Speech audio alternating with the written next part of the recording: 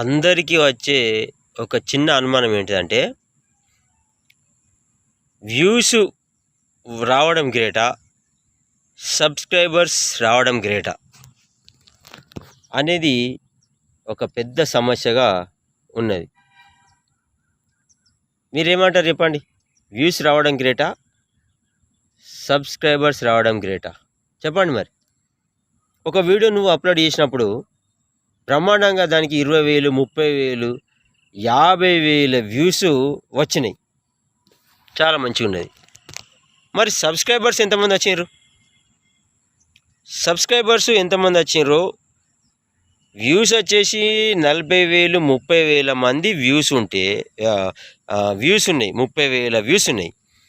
Subscribers వచ్చేసి మా అంటే ఒక 200, 300 సబ్స్క్రైబర్స్ వచ్చిండ్రు నీకు. ఈ రెండిట్లల్లా నీకు సబ్స్క్రైబర్సు రావడం గ్రేటా, వ్యూస్ రావడం గ్రేటా? నేనేమంటానంటే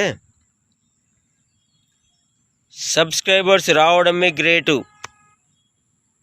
నీకు 20,000-30,000 వ్యూస్ వచ్చినాయి, ఏం లాభం? సబ్స్క్రైబర్స్ వచ్చేసి మా అంటే ఒక 200-300 మంది వచ్చిండ్రు.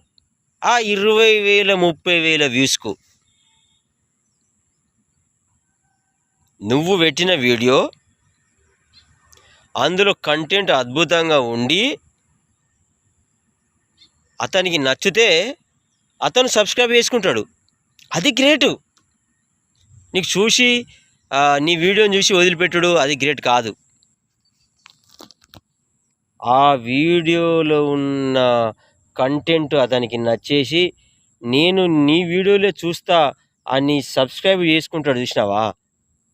అది గ్రేటు. సబ్స్క్రైబర్స్ రావడమే గ్రేటు, వ్యూస్ రావడం గ్రేట్ కాదు.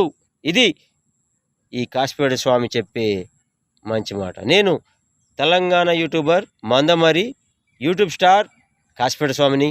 ఫాలో అవ్వండి. మొదటి ఛానల్ కాశీపేట స్వామి, రెండో ఛానల్ మందమరి సినిమా. ఉంటా, మీ కాశీపేట స్వామి.